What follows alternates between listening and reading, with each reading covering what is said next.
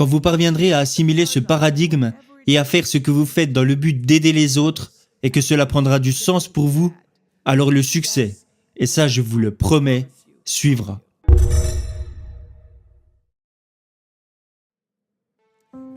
Il y a 3 conseils que j'aimerais partager avec vous. Il y en a 3, mais je pourrais en citer au moins 10. Mais ces 3 conseils amélioreront votre vie si vous les suivez.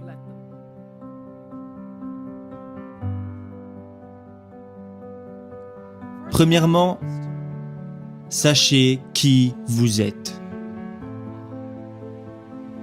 Sachez qui vous êtes. Soyez capable de répondre à ces questions. Qui suis-je? Et qu'est-ce que je veux vraiment? Je vous pose cette grande question. Qui êtes-vous?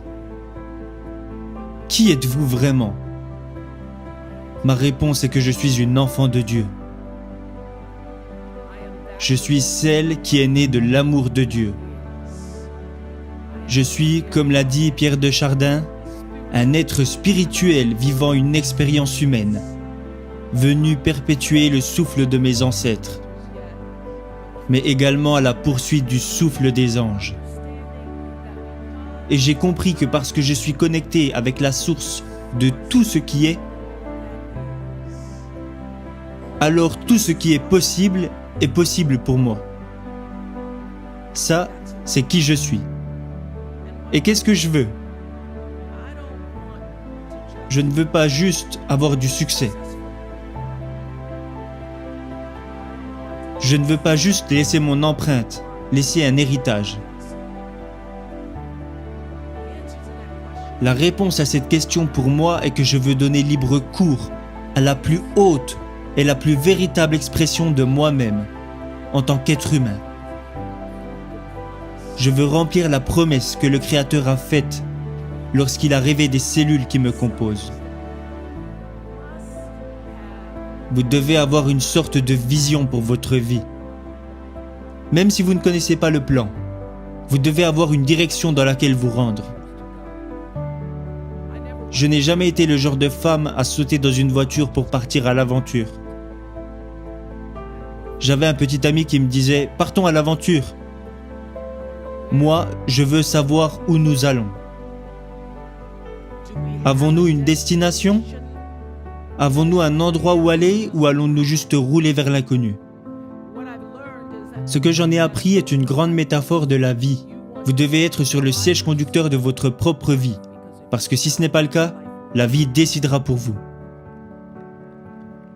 Alors prenez conscience de qui vous êtes vraiment, dans le temps et l'espace que nous incarnons.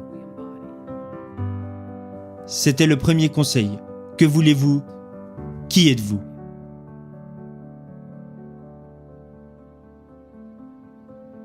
Conseil numéro 2. Vous devez trouver un moyen d'aider les autres. Martin Luther King a dit que tout le monde ne peut pas devenir célèbre, mais tout le monde peut devenir important, car l'importance est déterminée par l'aide que vous apportez aux autres. Malheureusement, nous vivons dans un monde où tout le monde veut devenir célèbre, et où nous admirons les gens juste parce qu'ils sont célèbres. Nous pensons qu'être connu nous apporte plus de valeur.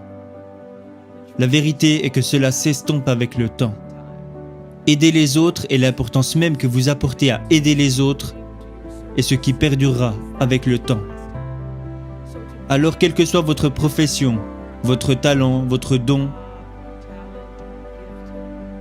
peu importe ce que vous produisez, peu importe votre produit, considérez cela comme le moyen d'apporter de la valeur au monde. Quand vous parviendrez à assimiler ce paradigme et à faire ce que vous faites dans le but d'aider les autres et que cela prendra du sens pour vous, alors le succès, et ça je vous le promets, suivra. Conseil numéro 3, c'est un conseil très simple et en même temps très dur à suivre. Faites toujours de bonnes choses.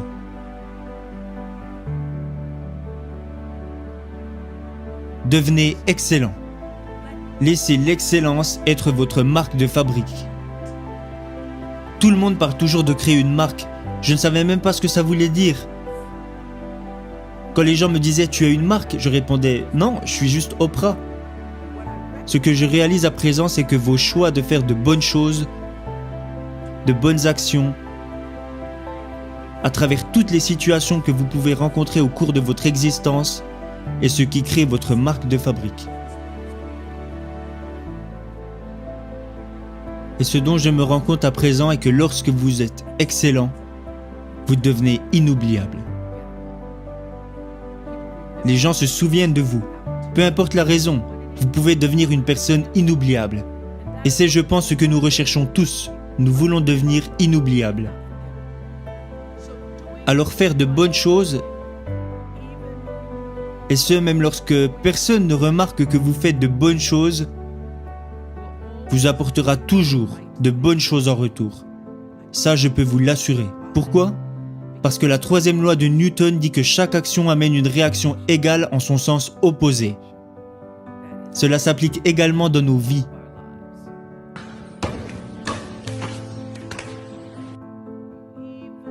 Alors tout ce que vous pouvez me faire vous reviendra un jour dans la figure. Alors vous n'avez pas besoin de prendre votre revanche. Vous n'avez pas besoin de vous venger ou être sûr qu'ils paieront pour tout ce qu'ils ont fait. Vous devez juste vous assurer de faire de bonnes choses et de bonnes choses vous seront données en retour, même par les gens qui ne vous soutiennent pas.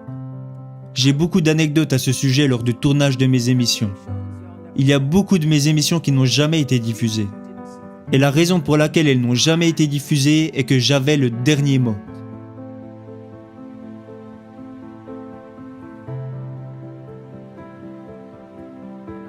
Je me souviens qu'en 2010, mon équipe, qui est sans doute l'équipe de tournage qui travaille le plus dur de toute la télévision, a réalisé une interview d'une femme qui était professeure de catéchisme la journée et addict au sexe la nuit.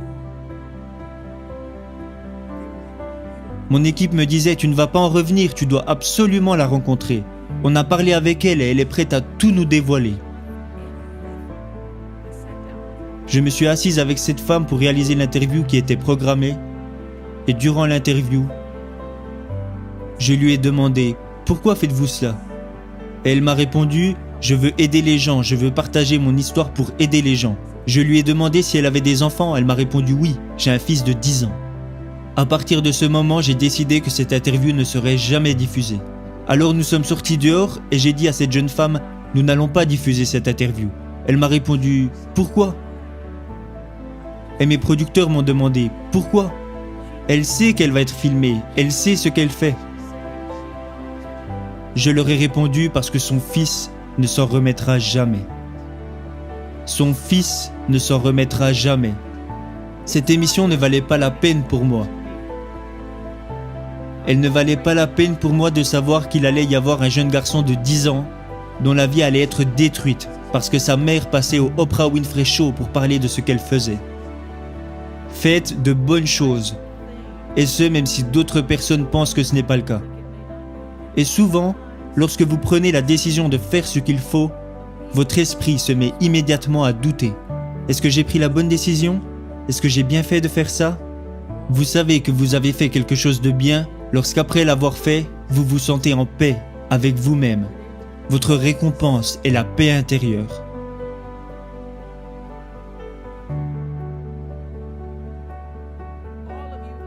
Tous les êtres humains ont le potentiel d'avoir énormément de succès.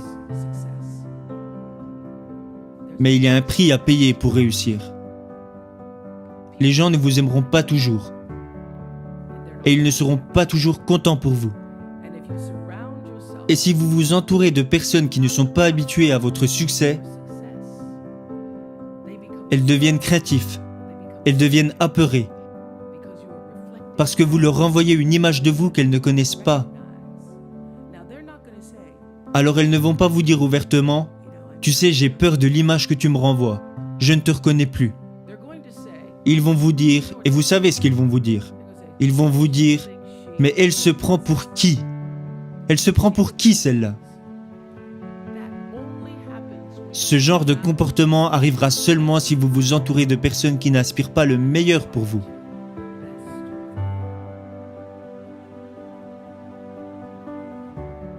Ces 3 conseils ne vous apporteront pas seulement une vie de bénédiction. Moi qui me tiens devant vous, ma vie est tellement bénie que j'ai parfois du mal à le réaliser. Ils ne vous apporteront pas seulement une vie d'abondance et de récompense, qui vous feront vous sentir mieux.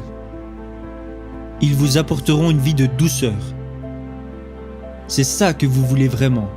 Vous voulez de la douceur. Vous voulez que votre vie soit si douce que même lorsque la tempête arrivera, et elle arrivera, vous l'affronterez. Vous l'affronterez et vous survivrez à la tempête sans faiblir et sans bouger, parce que vous saurez qui vous êtes.